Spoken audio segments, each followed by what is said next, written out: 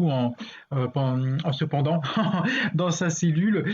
On ne sait pas véritablement si on doit s'indigner ou bien rire parce que c'est pas clair. En fait, les choses sont pas claires chez Woody Allen, mais ça, c'est plus une richesse qu'une faiblesse, ce que j'appelle le pas de côté.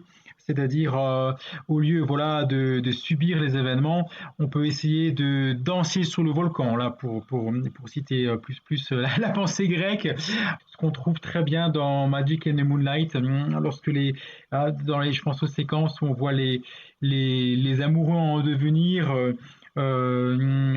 qui discutent de tout, de rien, des difficultés de l'existence, dans des endroits absolument ravissants du sud de la France. Là, on est pleinement dans le vif du sujet, avec effectivement d'un côté des points de vue irréconciliables sur le monde, puisque ce sont souvent des dialogues assez pessimistes, assez noirs, mais en même temps, ça se déroule dans des espèces de cocons édéniques. On se sent à l'abri. Je vous rappelle les références de cet ouvrage, Woody Allen et les années 2010 aux éditions Leitmotiv, un essai signé Damien Ziegler. Nonobstant de Xavier Nataf qui nous parlait donc de Woody Allen. Woody Allen avec qui on a commencé cette cette édition spéciale et nos invités sont arrivés en studio, Lise. Ravi de recevoir dans nos studios Judith Cohen-Solal et Jonathan Ayoun, co-auteurs du grand livre de l'humour juif chez Bouquin. Bonjour Judith. Bonjour Lise. Bonjour Jonathan. Bonjour Lise. Alors Jonathan, je commence avec vous rapidement. La définition de l'humour juif selon Judith Cohen-Solal et Jonathan Ayoun, c'est quoi ? C'est une impossibilité de répondre à votre question, comme il est impossible également de définir l'identité juive. C'est d'ailleurs ce qui rend cet humour-là si particulier, si intéressant, et qu'on peut en parler sur 700 pages. Donc voilà, en tout cas, pour rebondir à ce qu'on vient d'entendre de Woody Allen, sa définition, elle rejoint celle qui a été portée par exemple en France par Romain Gary. Lui parle d'un pas de côté, Romain Gary parle de l'affirmation de la supériorité de l'homme sur ce qui lui arrive. Donc il y a à chaque fois une manière de réagir, de répondre à une situation qui pourrait être difficilement supportable et que l'humour permet de vivre malgré tout. Judith, racontez-nous un petit peu la genèse de ce projet, de ce grand livre de l'humour juif chez Bouquin. Alors voilà, ça va nous permettre de faire un petit clin d'œil à Jean-Luc Barré, qui dirige les éditions Bouquin et la collection Bouquin. Et il se trouve qu'en regardant ensemble de nombreux ouvrages dans la collection Bouquin, j'ai remarqué qu'il n'y avait pas le bouquin de l'humour juif. Donc, comme je lui ai dit, il m'a dit « Mais c'est quand vous voulez ». Et c'est comme ça que ça a commencé. Simplement. Jonathan, est-ce que vous avez dû faire des choix cornéliens pour savoir ce que vous alliez mettre dans ce pavé sur l'humour juif, ou finalement vous avez décidé de mettre le maximum, voire de tout mettre ? Non, alors, pas de choix cornélien, dans le sens où, par exemple, par rapport à d'autres travaux précédents qui ont été les nôtres, où il faut, par exemple, synthétiser, rassembler 2000 ans d'histoire de l'antisémitisme en 4 heures, là, les choix cornéliens ont été nombreux. Ou raconter la vie aux 1000 visages de Joseph Kessel sur 100 pages, là aussi, les choix ont été cornéliens. Là, étant donné qu'on avait, heureusement, la chance de pouvoir prendre le temps et d'avoir un très grand nombre de pages, puisqu'on est donc à plus de 700 pages, on pouvait faire des choix. Il n'était pas cornélien, on a fait les choix de ce que nous préférions, ce qui nous a fait le plus rire. Et notamment le nombre d'histoires drôles, d'histoires juives qui sont drôles, sont incalculables. Eh bien, contrairement à ce qu'on a pu lire, nous, dans d'autres livres, parce qu'il y a un très grand nombre de livres sur l'humour juif qui nous ont précédés, contrairement à ce qu'on a pu lire, là, où parfois on ne riait pas, là, nous, en tout cas, on a fait le choix de ce qui nous fait rire. On espère que ça sera également le cas des lecteurs. Après, là, il y a des choix aussi sur la manière dont on thématise le livre et sur les chapitres, les noms de chapitres. Donc, en effet, il y avait le désir d'en dire, non pas le plus possible, mais le plus justement possible. Et pour nous, dire le plus justement possible ce qu'est l'humour juif, c'est donc, en effet, de ne pas chercher à le définir comme on a pu l'évoquer tout à l'heure, mais c'est de chercher à rendre compte de ces différentes formes d'expression. Et c'est pourquoi il y a à la fois des histoires drôles, dont on a parlé, mais également des extraits littéraires, également des répliques de films, des sketchs, et également, en faisant le tour du monde et en évoquant par exemple l'humour séfarade comme l'humour ashkénaze. Donc c'est une recherche non pas d'exhaustivité, mais de faire on va dire, le tour du monde des humours juifs et de ceux qui nous ont accompagnés durant notre vie jusqu'à présent et qui nous ont permis de passer de chouettes moments. Judith, l'humour juif, ça n'est pas que pour les juifs. Ah ben non alors. D'ailleurs, c'est pour ça qu'il y a énormément de gens qui s'y rattachent, qui en rient. Et c'est comme si on disait qu'il n'y a que les juifs qui ont une mère. Ben non, tout le monde a une mère. Donc, certainement le fait d'accoler l'adjectif juif, puisque là c'est un adjectif, dire une mère juive. Une mère juive, en fait, peut-être que ça veut dire que c'est les juifs qui ont osé les premiers se moquer de leur mère, prendre un petit peu de recul, faire un pas de côté. C'est peut-être ça qui définit, on disait tout à l'heure, une des définitions, puisqu'évidemment, il n'y en a pas une de l'humour juif. Donc cette capacité de faire un pas de côté et de dire que même de sa mère, on peut rire, ça permet à tout le monde d'en rire. Voilà, par exemple, l'exemple par excellence. Et puis, il y en a tellement d'autres. Je pense à cette... je racontais tout à l'heure cette blague sur le père, parce qu'on parle toujours de la mère. Mais il y a... qu'est-ce qu'un père juif? C'est une mère normale. Parce que ça correspond à tous. En même temps, l'autre blague qui dit hier, j'étais avec mon père pour dîner. Et puis, à un certain moment, j'ai fait un lapsus classique. Je voulais lui dire, passe-moi le sel. Et je lui ai dit, mais pourquoi tu as foutu en l'air toute mon enfance? Alors, vous n'êtes pas venu tout seul, vous êtes aussi venu avec Axel Maldidier, qui est votre éditrice. Bonjour Axel. Bonjour.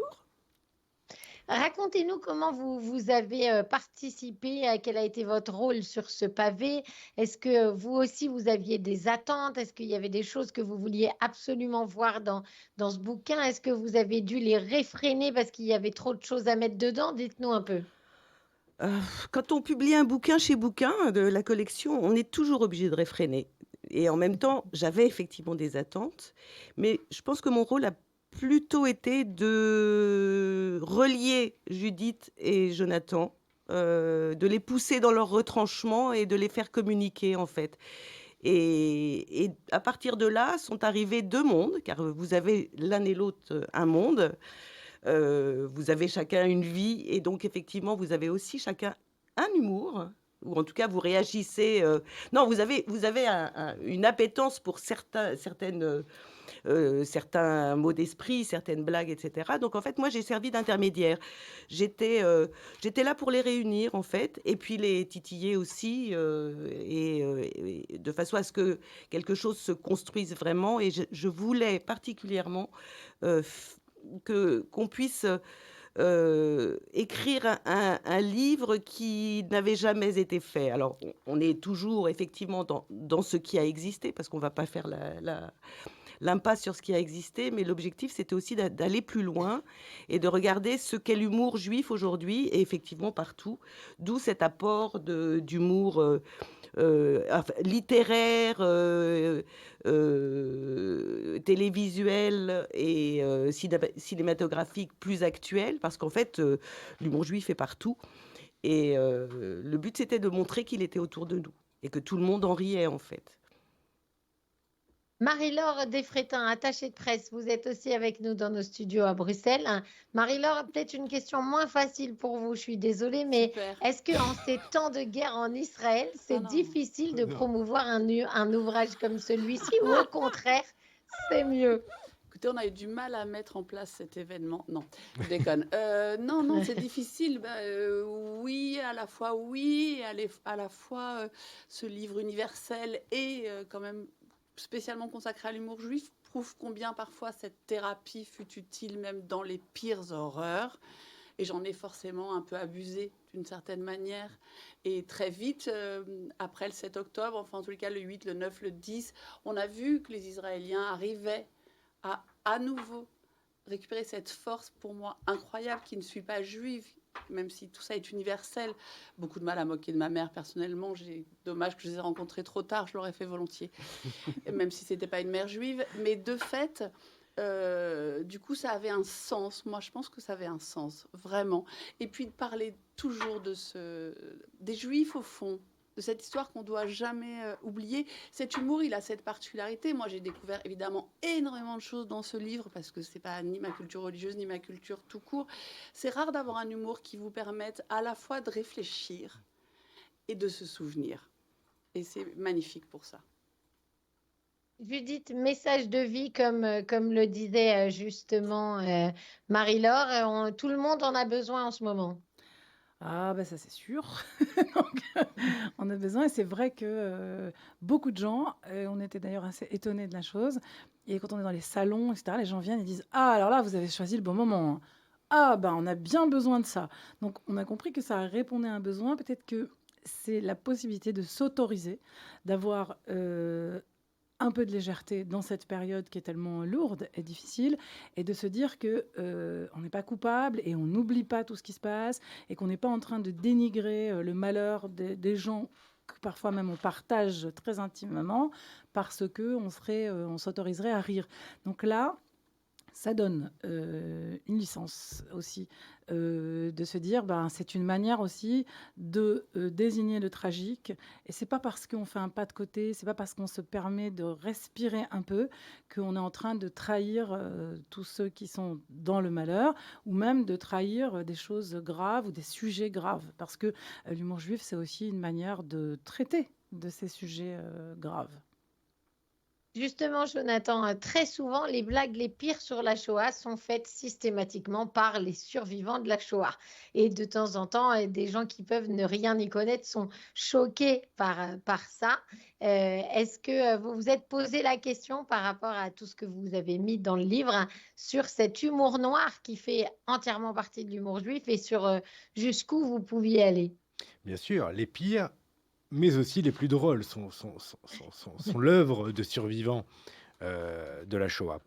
Et quelque part, ça rejoint toute la problématique de l'histoire de l'humour juif. On a fait une entrée Shoah, en effet, où on parle du premier grand humoriste israélien, Ephraim Kishon, qui a tourné en dérision le procès Eichmann, qui avait lieu à Jérusalem en 61, et qui, quelque part, a ouvert la voie à cet humour juif sur la thématique du pire de la Shoah, c'est-à-dire à partir des années 60, mais qui venait rejoindre la littérature et l'humour yiddish du 19e siècle sur les pogroms de Sholem Aleichem. Donc ça venait s'inscrire dans une filiation. Mais parfois, vous avez raison de dire, peuvent choquer d'autres qui ne sont pas familiers de cet humour-là. Et Edgar Ilsenrath, le plus grand écrivain juif allemand, a tenté pendant longtemps de faire son grand livre Le Nazi et le Barbier, qui est un livre humoristique sur la Shoah, de le sortir en Allemagne. Il n'a pas pu. Il a dû le sortir d'abord aux États-Unis pour ensuite pouvoir le sortir en Allemagne. Et quand bien même il a sorti en Allemagne, ça fait un scandale. Donc cet humour juif est parfois incompris, et il entraîne même des accusations d'antisémitisme. Et c'est ce qui fait que d'ailleurs on a fait un chapitre qui s'appelle Scandale, sur ces grands écrivains d'humour juif qui ont été mal compris par des juifs ou par des non-juifs, et qui ont été accusés même de faire des livres que tous les antisémites ont appelés leur vœu. Et donc la frontière entre l'humour juif et l'humour antisémite existe, on vient la rappeler à longueur d'ouvrage, mais on vient aussi rappeler la frontière entre ceux qui pratiquent l'humour juif et ceux qui ne le comprennent pas, parce qu'ils sont trop hantés par la tragédie pour pouvoir en rire. Donc parfois, c'est les juifs eux-mêmes qui ne comprennent pas l'humour juif, par exemple de Philippe Roth, qui aux États-Unis a été incompris à la fin des années 60. Et parfois, c'est des non-juifs qui ne comprennent pas que cet humour juif-là n'est pas en train d'atténuer la gravité, mais justement en train de faire ce pas de côté qui permet de la dénoncer, mais autrement.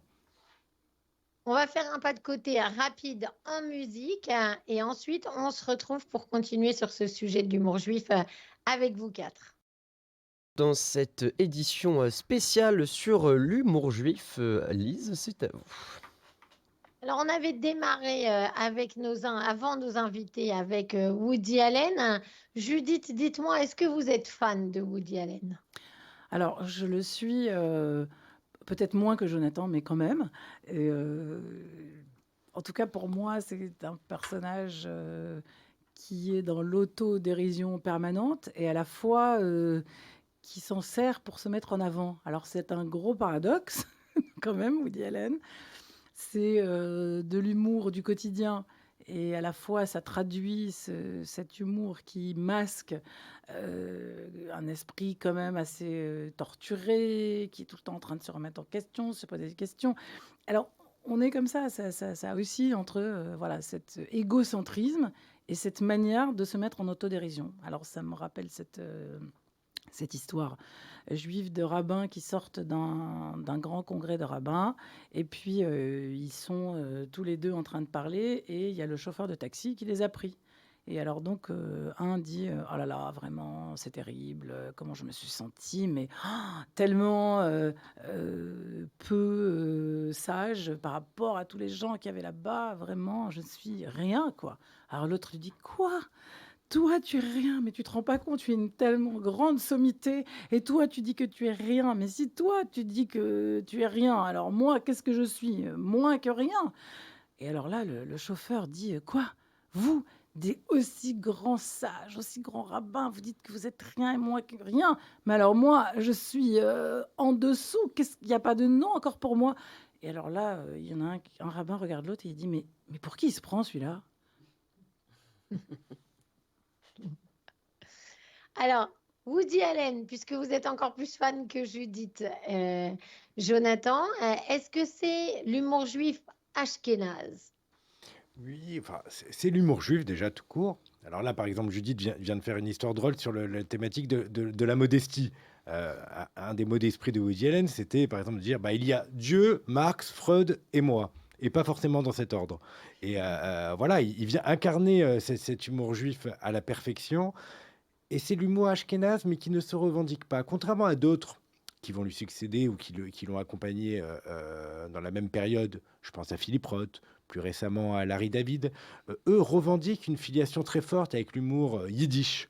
Ce qui est le cas, en tout cas ce qui est moins le cas chez Woody Allen, il ne faisait pas référence par exemple au maître incontesté de l'humour yiddish qui était Shalom Aleichem, ou par exemple au prix Nobel de littérature qui est Isaac Bashevis-Singer. Or, quand on les connaît, et qu'on regarde son humour, on voit à quel point il en est à la fois l'héritier et le continuateur. C'est-à-dire, il vient vraiment puiser là-dedans pour après être dans sa propre création. Mais il puise là-dedans, on voit bien qu'il a dû grandir, passer son enfance en entendre parler par sa famille ou par ses lectures. Donc oui, il est l'incarnation de l'humour juif. De l'humour. Alors après, vous avez raison de préciser de l'humour juif ashkénaze, mais on peut continuer à préciser de l'humour juif new-yorkais. Et c'est ça, dans tous les cas, à chaque fois, on cherche à préciser. Il faut à la fois le faire, et il faut à la fois accepter que quand on est l'incarnation de l'humour juif, qu'il soit ashkénaze ou non, n'est pas le sujet essentiel. Le sujet essentiel, c'est à quel point il s'inscrit dans l'histoire de l'humour juif, et c'est le cas, puisque il a baigné dans cette culture yiddish en réalité, qui était la langue de l'humour juif pendant très longtemps et qui, quelque part, le reste. En tout cas, il faut faire en sorte qu'elle le reste et de le rappeler. Axel Maldidier, je reviens vers vous, vous qui êtes l'éditrice de ce grand livre de l'humour juif. Est-ce qu'à vos yeux, l'humour juif américain, qui est sans doute le plus connu, c'est le plus exportable? Est-ce que c'est le plus exportable? Oui, j'ai tendance à dire oui. Et en même temps, je pense à ça parce que l'humour typiquement séfarade qui existe en France depuis les années, la fin les années 60, après la guerre d'Algérie en fait. Bizarrement, je suis pas sûre que cet humour-là soit autant exportable. Elle est ashkénaze, vous avez compris. Hein. Voilà. Et en fait, on retombe. Non, on n'est pas du tout. Mais non, mais en fait, c'est Judith et Jonathan qui m'ont appris que je faisais de l'humour ashkénaze. Hein. Moi, je le savais pas. Je faisais juste de l'humour. Et c'est le jour où Judith s'est tournée vers Jonathan en disant mais elle, on devrait la mettre dans le bouquin. Elle est un exemple d'humour ashkénaze. Moi, je ne savais pas que j'en faisais. Et à propos d'ailleurs de Woody Allen, je suis d'accord avec Judith. Il s'incarne tellement lui-même que je n'ai jamais ressenti de sa part que c'était de l'humour ashkénaze. Et en fait, je découvre en travaillant là ce que c'est que l'humour ashkénaze, puisque j'en fais, paraît-il, et maintenant je m'entends et je reconnais, grâce effectivement à toute cette histoire, analyse et explication de l'humour juif. L'humour américain, il est effectivement très fondé sur l'humour ashkénaze, et étonnamment, il est très ashkénaze, et étonnamment, il s'exporte extrêmement bien parce que encore une fois, l'humour, ça reste l'humour. On peut- Alors, on avait décidé avec Judith et Jonathan, pour rythmer cette émission consacrée à l'humour juif, de parcourir ensemble un peu le grand catalogue de l'humour juif et de voir ce qui paraissait le caractériser. Et ils nous avaient cité en vrac Woody Allen, on l'a vu, Seinfeld, Michel Boujna, une série qui s'appelle La fabuleuse Miss Maisel, Ephraim Kishon, la série israélienne Mafia Queens, Eretz Nederet et même OSS 117. Alors, on va faire un petit peu au pas de course, mais on essaye quand même de discuter avec eux de tout ça. On débute avec l'un des extraits les plus célèbres de Seinfeld qui s'appelle Soupe nazie. Écoutez. Hey, Jerry! I didn't know you liked soup. Hard to believe. This guy makes the best soup in the city, Jerry. The best. You know what they call him? Soup Nazi. All right, then. I'm not letting you cut in line. Why not? Because if he catches us, we'll never be able to get soup again. Okay, okay.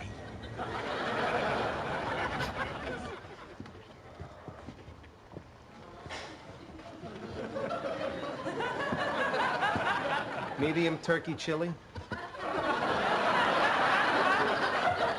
Medium crab bisque.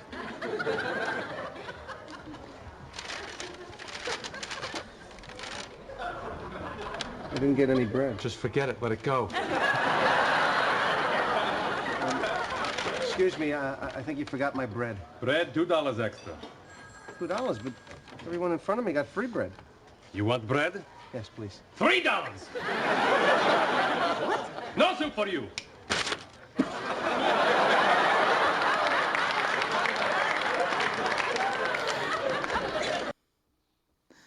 No soup for you, Jonathan. Seinfeld, qu'est-ce que ça vous évoque? Ah bah c'est la plus grande série de tous les temps. En tout cas, elle est reconnue comme telle par les Américains qui l'ont élue, selon une enquête de Vanity Fair, plus série préférée et série historique aux États-Unis. Donc devant même Friends, c'est dire. En France, c'est beaucoup moins connu, mais aux États-Unis, c'est la série culte, la sitcom de référence.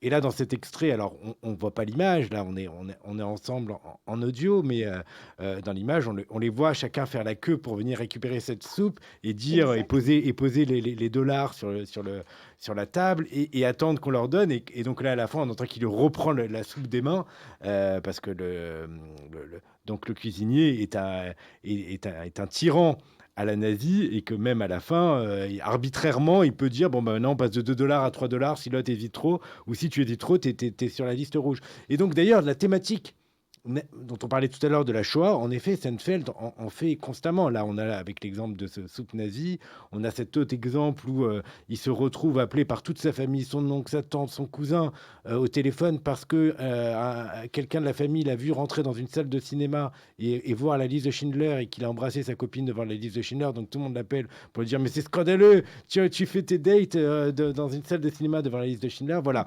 c'est vraiment eux, Jerry Seinfeld et Larry David sont aujourd'hui les plus grands maîtres de l'humour juif, derrière Woody Allen bien évidemment, mais ils arrivent juste derrière. Et ils sont également dans cet héritage de ces grands personnages de la littérature yiddish du 19e siècle, c'est-à-dire qu'on retrouve là à la fois le malchanceux, l'oisif, le comique cérébral, celui à qui il arrive tous les malheurs du monde, celle qui ne cesse de gagner de l'argent et de le perdre juste après, qu'on retrouve tous ces personnages-là, ces archétypes-là, on les retrouve dans la littérature de Sforim ou de Shalom Aleichem, mais en effet, là, avec l'humour américain, elles atteignent une portée universelle. Et Jerry Seinfeld est aujourd'hui une star planétaire, et pourtant, il ne cesse de revendiquer de faire de l'humour juif et de l'humour juif new-yorkais. Et donc voilà, moi c'est une des séries que je préfère. Et sa portée universelle, malheureusement encore aujourd'hui, n'atteint pas le niveau qu'elle devrait atteindre en France. Il y a encore une sorte de retenue, alors que paradoxalement, Woody Allen est une star en France, beaucoup plus qu'il est aux États-Unis, et Seinfeld, c'est dans l'autre sens. Il n'est encore pas assez connu en France, donc là, ou en tout cas en Europe, et là, le fait d'en parler, si on peut y contribuer modestement, tant mieux. Judith, est-ce que l'humour juif, c'est une garantie pour des séries comme Seinfeld de finalement ne jamais vieillir, d'être quelque part intemporel puisque ça concerne tout le monde? Oh, alors moi je suis moins fan de Seinfeld que que Jonathan. Donc, je fais partie des Français récalcitrants, peut-être. Je préfère de loin Larry David, qui en fait est, on va dire, le préquel de Seinfeld, et qui justement laisse voir de manière beaucoup plus drôle ou beaucoup plus claire. Je ne sais pas, mais il y a quelque chose qui se la pète moins, on va dire, dans Larry David que Seinfeld. Après, bon, c'est vrai que moi j'ai du mal, et peut-être que c'est ça aussi qui fait que les Français ont du mal à rire, avec les sitcoms dans lesquels tout le monde rit. On entend les gens rire, on m'explique qu'en fait il faut que je rie. Donc moi, ça me dérange. J'aime bien justement, comme disait Axel, un humour ashkénaze qui sait même pas qu'il est en train d'en faire, qui se laisse couler avec ça et qui en fait pointe ses propres démons. Et moi, je trouve que c'est ça qui est fort. C'est ça qui fait que, là, pour répondre à votre question, il y a quelque chose d'intemporel. Parce que la relation avec la mère, c'est intemporel. La relation avec la famille, c'est intemporel. La relation qu'on a avec ses propres démons, c'est intemporel. La rivalité, la guerre, tout ça. Oui, à partir du moment où on accepte de travailler avec ça, de faire ce pas de côté, d'avoir du second degré et donc d'en rire, oui, il y a quelque chose d'intemporel. Marie-Laure Desfrétins, attachée de presse, est-ce que dans Friends, par exemple, est-ce que vous sentiez l'humour juif? C'est ce que je réfléchissais à ça quand j'écoutais parler Jonathan et Judith. Je pense que malheureusement, j'ai été capable de les regarder sans penser à l'humour juif. Je vais être honnête, je ne suis pas sûre que, en regardant Friends plus jeune, etc., je me suis dit « Ah, au fait, c'est génial cet humour juif américain ». Et je pense que mon regard a changé. Et d'ailleurs, après les lectures de ce livre, c'est pour ça que j'espère qu'il sera pour tous. Ça va être ça aussi d'intéressant et qui provoquera. Parce que ce serait mentir de dire que j'en avais la maîtrise, c'est faux. Donc, Judith, on revient vers vous avec Michel Boujna, que vous nous aviez cité ça nous dans avait la moins liste. échappé, là, avec Michel Boujna, si je peux me permettre. Et je ne pense pas qu'aux pâtes à la Boudoni. Mais quand même. Ça, c'est sûr, et c'est moins ashkénaze. Alors, Judith, l'humour séfarade. Alors, l'humour séfarade, je dois dire que, d'abord, Michel Boujna est un précurseur. Donc, c'est vrai qu'en cela, c'est très fort ce qu'il a fait, parce qu'il est venu amener la complexité de l'exil concernant les Juifs d'Afrique du Nord. Il est vrai que moi, j'avais aussi... alors, on ne pouvait pas tout mettre, mais en fait, il y a Philippe Clerc qui a précédé Michel Boujna dans une époque qui est vraiment celle de l'arrivée des Juifs d'Algérie, et que en est issu d'ailleurs le personnage Tata Julie, qui est dans le livre, qui n'existe nulle part ailleurs. Voilà. Et donc, c'est un personnage qu'on a pris dans des sketchs de Philippe Clerc, dans une rencontre justement entre Tata Julie et le général de Gaulle. Donc, vous voyez, c'est vraiment particulier. Et il y a quelque chose qui parlait plus d'exil, mais c'était moins pris dans l'émotion, dans la difficulté que ce qu'a assumé Michel Boujna. Je pense que quand on a mis Michel Boujna, c'était un petit peu comme ça emblématique, parce qu'il y a Gad Elmaleh, on ne l'a pas dit, mais on l'a mis d'ailleurs dans la 4e de couve. Alors, il est vrai que Gad Elmaleh en ce moment est un peu décrié, mais moi je pense que Gad Elmaleh a amené quelque chose de très fort aussi, qui est justement toutes ces questions d'exil avec la petite pointe spécifique qui appartient à l'histoire des Juifs, mais qui parle aussi à tous les non-juifs, que ce soit ceux qui ont vécu l'exil ou que ce soit ceux qui ont vécu justement toute la période où en fait toute cette forme de relation plus méditerranéenne. Ça ressemble en vérité la mère juive séfarade, elle ressemble beaucoup à la mère juive ashkénaze. C'est deux manières différentes de les aborder, mais si on regarde un tout petit peu, on enlève le vernis, on se retrouve avec quand même la même chose, c'est-à-dire une mère qui se veut complètement sacrificielle, qui n'est là que pour les autres, et qui en fait ramène toujours tout à elle. Et Jonathan, Judith disait que Michel Boujna était précurseur. Derrière, on a eu des Eli Kakou et encore derrière La Vérité si je mens. C'est aussi un humour qui vous amuse? Oui, bien sûr. Et je m'intéressais beaucoup aussi à la réception des premiers spectacles de Michel Boujna, parce que moi, je n'ai pas pu les connaître véritablement à ce moment-là. dans les années 80. Et j'entendais, donc en interrogeant plusieurs juifs d'origine séfarade sur la manière dont ils ont vécu ce moment-là. Et je crois qu'au tout début, il y a une sorte de malaise parce qu'on ne savait pas s'ils riaient d'eux ou s'ils riaient avec eux. Et que quelque part, on se dit, on va être mis sur le devant de la scène pour être moqué, ça ne nous plaît pas, on n'a pas l'habitude de se voir, de refléter dans l'écran. D'habitude, ce qu'on voit à l'image, c'est les autres, c'est pas nous. Et donc, de se voir à l'image, au début, a créé une sorte de malaise, et très vite, en réalité, une fierté, une reconnaissance de faire partie de l'espace public, d'être reconnu dans cette culture de divertissement française, et donc d'être parmi les autres. Et que donc cet humour-là trouve sa place dans les émissions de variété du vendredi soir et du prime time habituel de Michel Drucker et compagnie. C'est grâce à Michel Boujna, qui donc a été souvent invité. Et donc, il en parlait et il se moquait de la mère juive, dont parlait Judith beaucoup tout à l'heure. Et il a participé au fait de la populariser. Aux États-Unis, en réalité, c'est des écrivains. C'est par exemple Philippe Roth, en 1969, avec Portnoy et son complexe, qui rend la mère juive universelle. En France, en réalité, il a fallu attendre les humoristes. C'est pas tellement les écrivains. Malgré le livre de ma mère d'Albert Cohen, c'est pas lui qui vient rendre la mère juive tout de suite identifiable. C'est Michel Boujna et Elie Kakou qui lui ont donné une portée très populaire et auprès du grand public. Voilà ce que je dirais, en total désaccord avec Judith, qui est en train de me regarder en faisant le nom de la tête. Elle a tout à fait le droit, je pense avoir raison, mais je lui redonne la parole. Juste, moi, si je peux m'exprimer 2 minutes, étant je serais la très grande sœur de Jonathan. T'as vu, je suis sympa. Hein. La très grande sœur de Jonathan.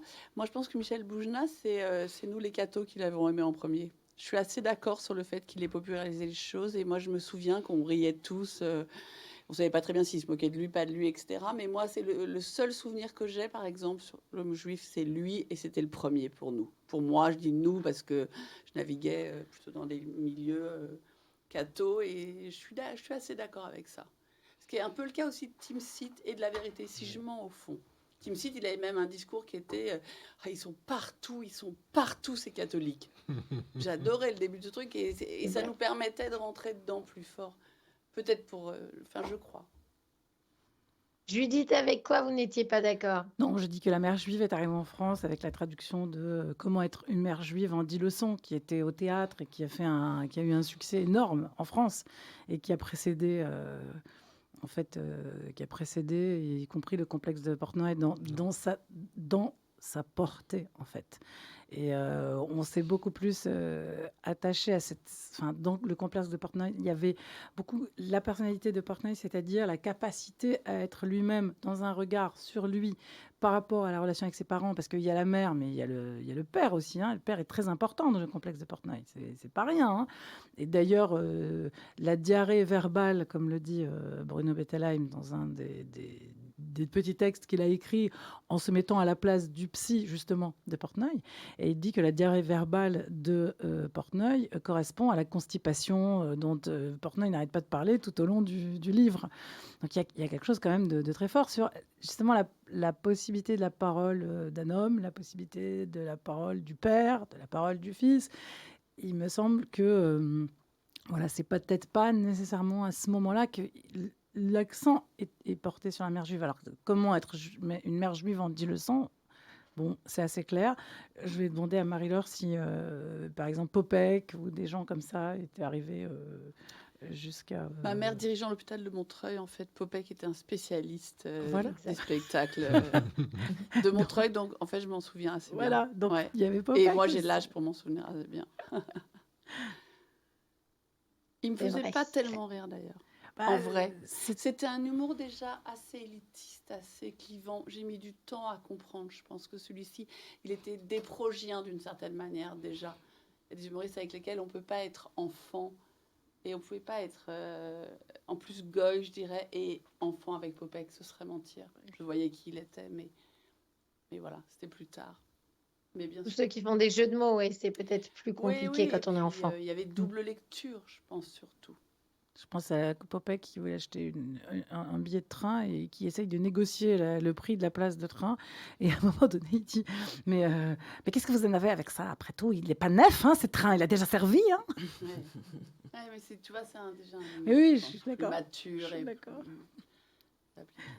Plus difficile à comprendre. Oui, oui. Alors, on va repartir sur les séries télé et notamment la fabuleuse Miss Maisel, dont Xavier Nataf est, à mon avis, aussi fan que Jonathan Ayoun. On écoute.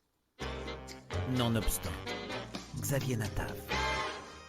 Je vous préviens tout de suite, je vais vous parler de la série la plus incroyable, la plus géniale, la plus fabuleuse du monde, de l'univers, voire même au-delà. Depuis quelques semaines a commencé la diffusion sur la plateforme Prime Video de la 4e saison de la série The Marvelous Mrs. Maisel, Madame Maisel, femme fabuleuse en français. Plus de 2 ans qu'on l'attendait cette saison 4, avec 8 épisodes au total, où l'on retrouve Midge et cette géniale plongée dans le milieu du stand-up à New York au milieu des années 60. On y retrouve Myriam, Midge Maisel, une mère au foyer juive vivant dans un appartement de l'Upper West Side à New York. J'étais une très bonne épouse. Il s'ennuyait pas avec moi. J'arrive pas à croire qu'il me largue pour Penny. Pen, c'est son nom. Épouvantable, non? Penny. Pen. Et je suis désolée, mais regardez-moi. Qui aurait pas envie de rentrer chez lui tous les soirs retrouver ça? Vous croyez que Bob Newhart en a des comme ça à la maison? Don Rickles, peut-être.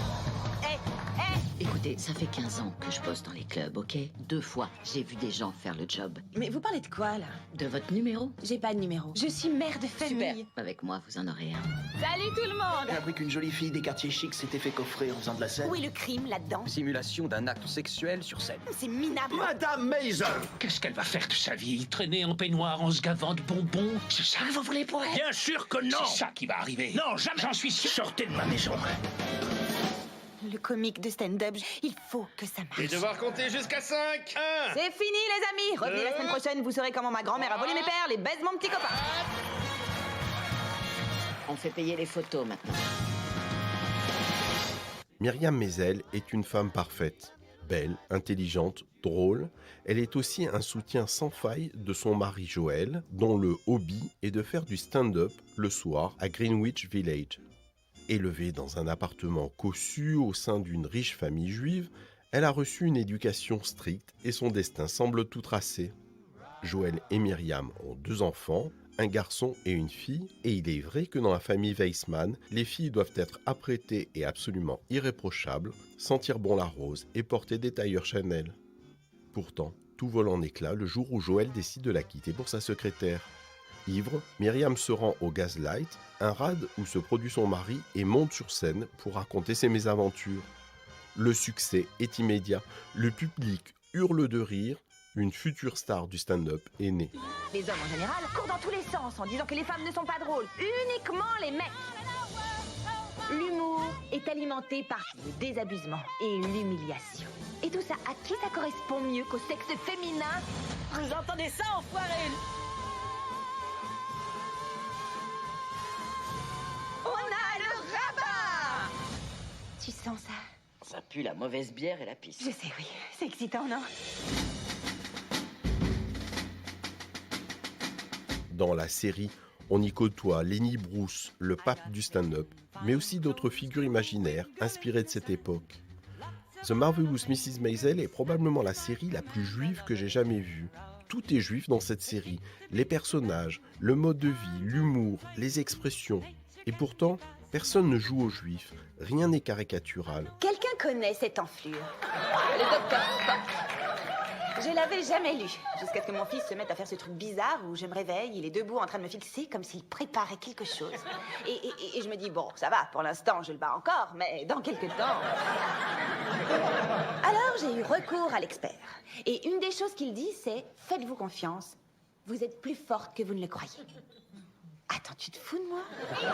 C'est ça ton sage conseil? Vous y arriverez?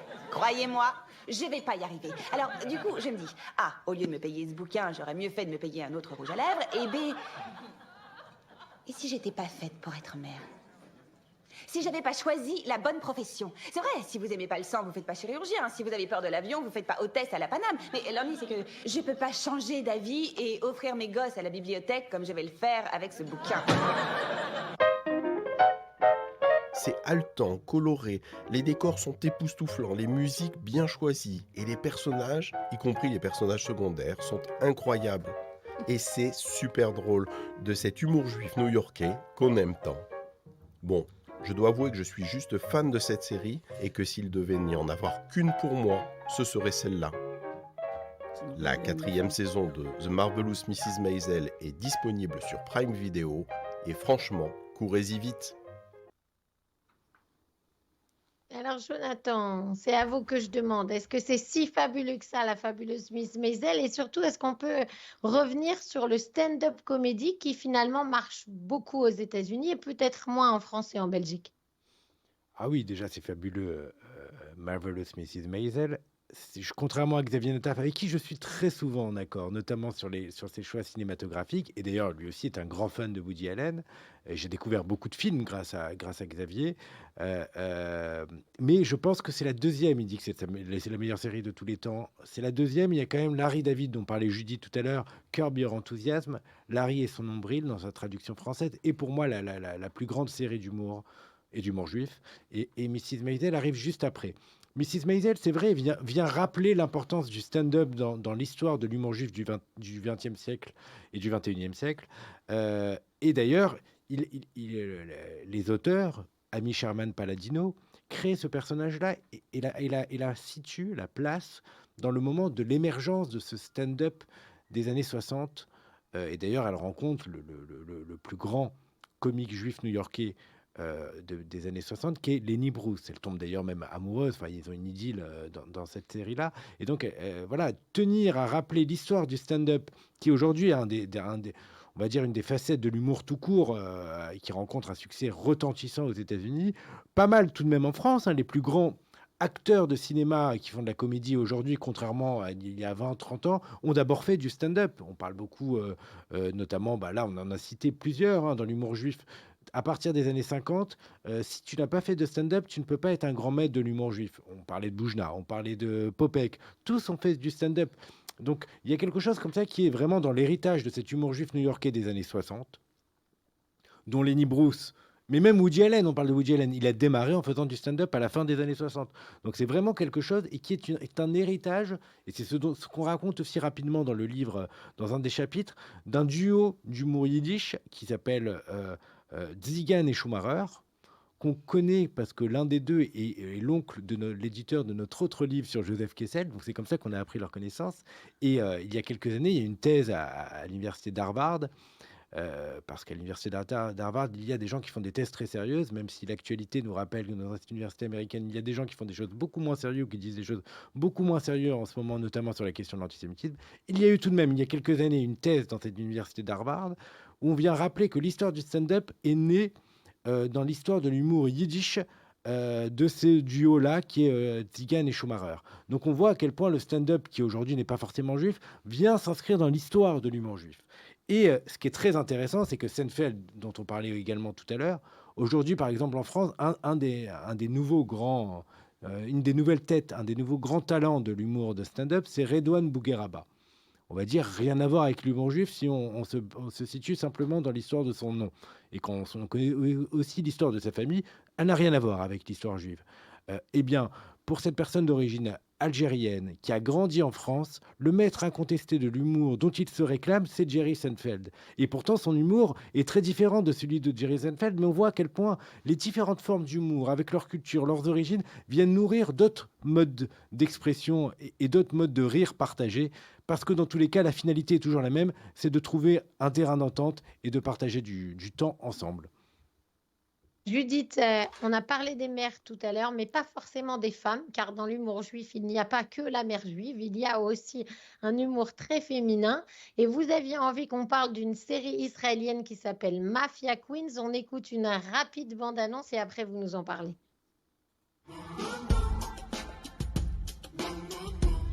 אבא שלי היה אומר שאין דבר כזה פשע. הכל ביזנס. ואז הוא מת. אז נשארנו אנחנו עם הביזנס. משפחת מרקה חיה, שמעת? עידן המאכרים והמאפיוזות, גברת מלכה. צא. אבל מוח יותר חשוב מכוח. ומי הכי חכם? רובוטים. נשים. תחייזי, את מתנהגת כמו... נקבה? אני באמת נקבה. צריכה חיילים.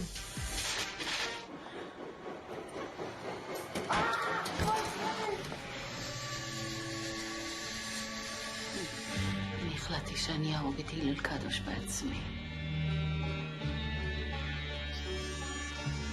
לא יכול להבין את זה, כי אף פעם לא היית בחורה.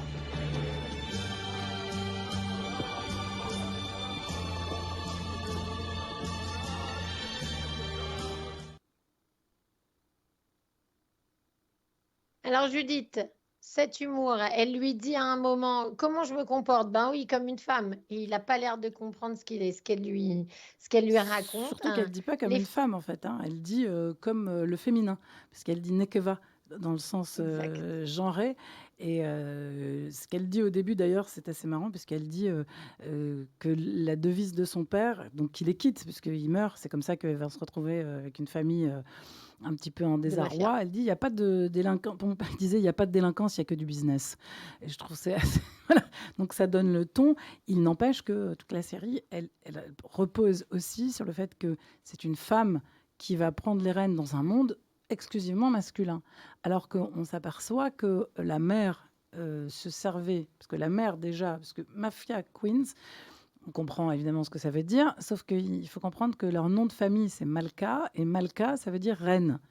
Donc, tout le temps, on les appelle Madame Malka, Givrit Malka, et que donc il y a un jeu de mots entre leur nom de famille et le fait que, justement, c'est un nom, ça veut dire aussi une reine. Donc, elle se retrouve comme ça à voir que les hommes, ils n'assurent pas du tout, les hommes de la famille. Donc, il va falloir prendre ça en main, et c'est la mère et une des filles qui a l'air la moins débrouillarde, en fait, qui vont s'y coller. Et c'est intéressant parce que, justement, elles sont dans un monde d'hommes, dans un monde où c'est très compliqué. Et d'ailleurs, là, quand elle dit « je suis nekeva », donc je suis... le féminin. Le féminin, mais dans le sens qu'on va utiliser, y compris pour mâle, femelle. En fait, c'est ça, voilà. C'est presque le mot femelle. Et donc, elle dit « et justement, j'ai besoin de soldats ». Parce qu'elle ne peut pas passer son temps à être juste une femme, ça ne marche pas. Il faut aussi qu'elle ait des troupes masculines. Et c'est intéressant parce que la mère, qui, elle, quand elle se servait du nom du père, parce que le père faisait régner la mafia, et elle faisait beaucoup de charme, la mère. On voit d'ailleurs qu'elle joue de son charme pour faire les pires choses, et aller faire les pires menaces et le chantage s'il fallait, mais elle se reposait sur le nom du père. Et donc, elle se dit, ça y est, on va quand même garder ce nom, mais ce nom qui est à la fois donc, le nom du père, mais un nom féminin, voyez, qui dit reine. Donc, il y a beaucoup de choses derrière ça. Et après, ça a un côté un peu trash, quand même, qui est particulier à une certaine forme d'humour israélien, on va dire, dans les séries israéliennes, qui sont quand même très trash. Ça peut choquer certaines personnes. Voilà. On aura le temps de se refaire une autre émission spéciale sur les séries israéliennes avec vous, Judith et Jonathan, parce que même si ça ne choque pas beaucoup de monde, en tout cas, on n'a plus de temps pour ça maintenant. Je rappelle, Judith Cohen-Solal, Jonathan Ayoun, co-auteur du grand livre de l'humour juif chez Bouquin. Et on remercie aussi Axel Maldidier, votre éditrice, et Marie-Laure Desfretins, ainsi que Sarah Altenlo. Merci à tous d'être venus dans nos studios à Bruxelles. 700 pages, vous avez de la lecture, on va dire. Beaucoup d'histoires. Jonathan, vous voulez nous en raconter une dernière pour terminer cette émission ?